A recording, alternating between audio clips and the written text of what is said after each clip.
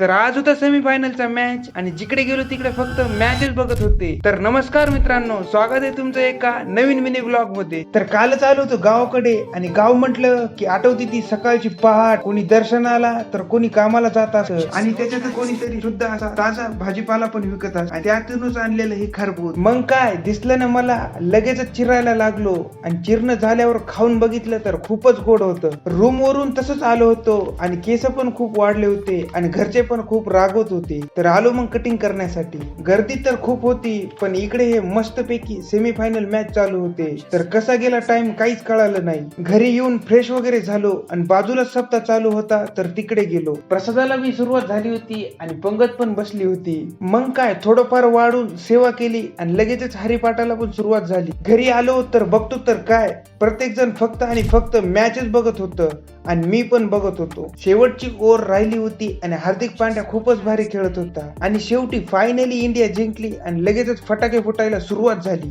India जिंकली म्हणून लगेचच मित्रांसोबत कोण पार्टी केली आणि घरी आलो. तर तुम्हाला हा ब्लॉग कसा वाटला ते कमेंट मध्ये नक्की सांगा आणि मला फॉलो करायला विसरू नका. धन्यवाद मित्रांनो.